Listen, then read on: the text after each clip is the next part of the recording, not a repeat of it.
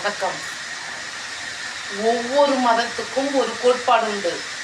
நீ தவறு செய்தால் நீ எத்தனை பிறவி எடுத்தாலும் அதற்கு தண்டனையை அனுபவிக்க வேண்டும். ஆனால் இங்கு இயேசு என்ன கூறுகிறார் என்றால், நீ செய்த பாவத்தை இந்த பிறவிலேயே உன்னை மன்னித்து விடுகிறேன்.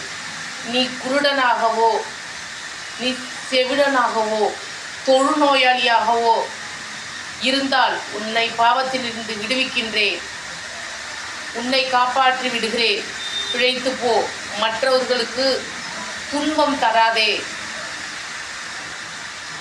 என்று மன்னித்து அவர்களை உயிர்ப்பித்தார். சில பாவிகளால் அவர் சிலுவையில் அறைந்து கொல்லப்பட்டார். ஆனால் அவர் தூய ஆவியாக இருந்ததனால் அவர் 3ஆம் நாள் உயிர்த்தெழுந்தார். இன்றும் அவர் பரலோகத்தில் இருந்து கொண்டு பூமியில் இருக்கும் பாவிகளை மன்னித்து கொண்டுதான் இருக்கிறார். ஜாதி மதம் இல்லாமல் எல்லா பாவிகளின் பாவங்களை அவர் ஏற்றுக்கொண்டு மனிதர்களை ரட்சித்து கொண்டுதான் இருக்கின்றார். அதனால் தட்டுங்கள் திறக்கப்படும், கேளுங்கள் கொடுக்கப்படும்.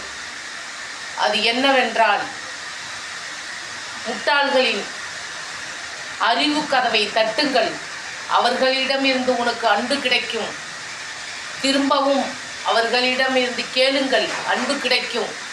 ஒரு போராளியை அகிம்சை வழியில்தான் திருத்த வேண்டும். இதுதான் உண்மை.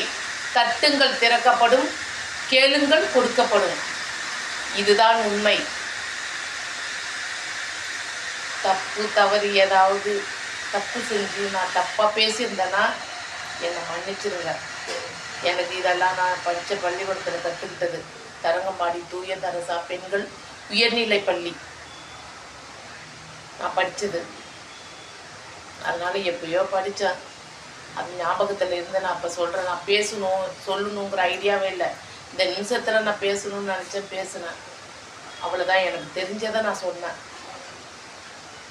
நீங்கள் தப்பு இல்லை, என்னை மன்னிச்சிருங்க.